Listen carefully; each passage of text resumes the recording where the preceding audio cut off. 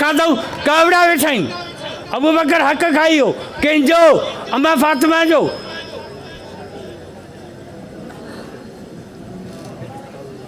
जेकॾहिं आउं मरी वञा मुंहिंजी मिल्कियत में मुंहिंजे ज़ाल जो हिसो थींदो या कोन थींदो थींदो न जेको माण्हू मरी वञे थो हुनजे ज़ाल जो हिसो आहे वठो हाणे जेकॾहिं रसूल जे मिल्कियत जा हिसा कढूं त रसूल जूं त घरवारियूं बि वेठियूं आहिनि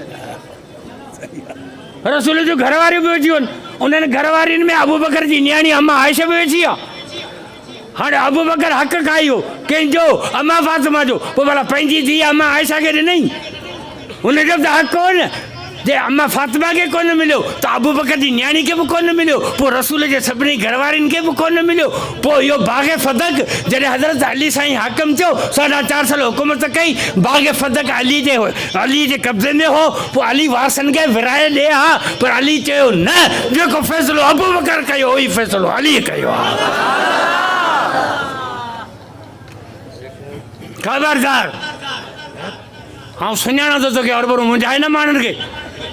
हाँ हज़रत अली साईं जा 14 पुट आहिनि हज़रत अली साईं जा 14 पुट आहिनि नंढा बलाग में लिखियल आहिनि खोले ॾिस हज़रत इमाम हसन जा 12 पुट आहिनि हज़रत इमाम हुसैन जा 8 पुट आहिनि हाणे इमाम हुसैन जा 8 पुट आहिनि हाणे इमामत ते था अचूं हज़रत अली उन खां पोइ हज़रत इमाम हसन पोइ इमाम हुसैन खां पोइ इमाम ज़ैनुल आबिदीन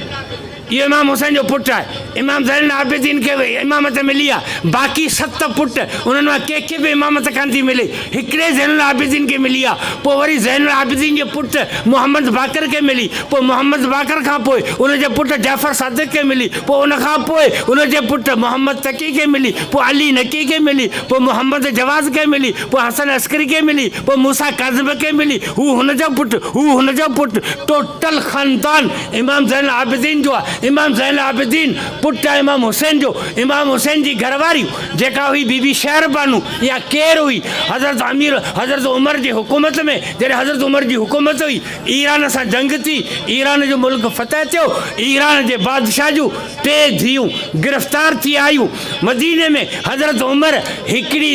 ईरान जी माई पंहिंजे पुटु अब्दुल्ला बिन उमर खे ॾिनी हिकिड़ी माई बानी करे हज़रत अबू बकर जे पुटु अब्दुर्रहमान खे ॾिनी हिकिड़ी धीअ शहर बानू बीबी शहर बानू जेका यज़दगर बादशाह ईरान जो उनजी धीअ हुई इहा शहर बानू इमाम हुसैन जे निकाह में आई इमाम ज़ैनुल आबिदीन पुटु आहे शहर बानू जो हाणे इमामत